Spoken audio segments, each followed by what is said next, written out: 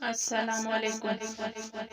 حضرت یونس علیہ السلام یروشلم میں شہر میں پیدا ہوئے وہ نیک انسان تھے اور ہر وقت لوگوں کی بہتری کے لیے فکر مند رہتے۔ اس لیے اللہ تعالیٰ نے ان کو اپنا رسول چن لیا اور انہیں نیونا شہر کے سرکش لوگوں کی ہدایت کے لیے وہاں جانے کا حکم دیا۔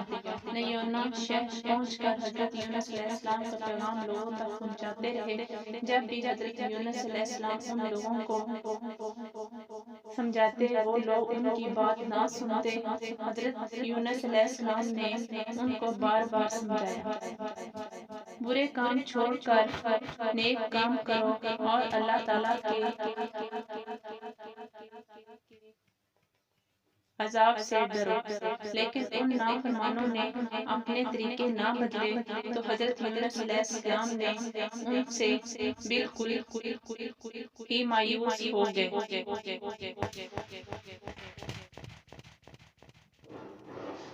انہوں نے نا امید ہو کر ان لوگوں کے لیے عذاب کی بد دعا کی اور دل شکستہ سمندر کی طرف چل پڑے۔ وہاں ایک کشتی سفر کے لیے تیار کھڑی تھی۔ آپ علیہ السلام کشتی میں سوار ہو گئے۔ کشتی روانہ ہوئی تو شدید طوفان آ گیا اور کشتی ڈولنے لگی۔ کشتی والے نے کہا کہ ضرور کوئی مسافر اپنے مالک سے بھاگ کر آ کر گیا ہے۔ جب کوئی نہ بولا تو اس نے کہا، سب مسافروں کے نام کی پرچی نکالو اور جس کا نام نکلے اس کو بائک پھینک دو ورنہ سب ڈوب جاؤ گے۔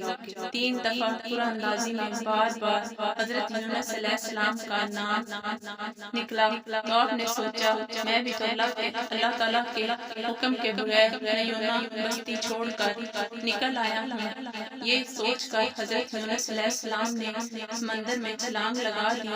اس وقت ایک بڑی مچھلی نے انہیں نگل لیا اور وہ اس مچھلی کے پیٹ میں پہنچ گئے۔ حضرت یونس علیہ السلام مچھلی کے پیٹ میں زندہ رہے اور اللہ تعالیٰ سے معافی مانگتے رہے۔ حضرت یونس علیہ السلام نے اللہ تعالیٰ سے فریاد کی، یا اللہ بے شک آپ کے سوا کوئی معبود نہیں، کوئی حامی مددگار نہیں۔ یا اللہ آپ تو ہر عیب سے پاک ہیں، بے شک میں ظلم کر بیٹھا۔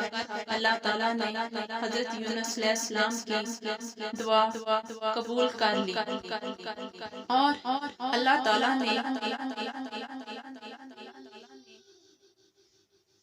کے حکم سے مچھلی نے حضرت یونس علیہ السلام کو ساحل کے قریب باہر اگل دیا۔ یہ ایک ویران ساحل تھا۔ حضرت یونس علیہ السلام نہایت کمزور اور لاغر ہو چکے تھے۔ اللہ تعالیٰ کے حکم سے ایک پھل دار پیڑ سے ان کو غذا اور سایہ مل گیا۔ آہستہ آہستہ ان کے جسم میں طاقت آنے لگی۔ اللہ تعالیٰ نے انہیں واپس نیونا شہر جانے کا حکم دیا۔ جب آپ نیونا پہنچے تو وہاں کے لوگ آپ کی پراثر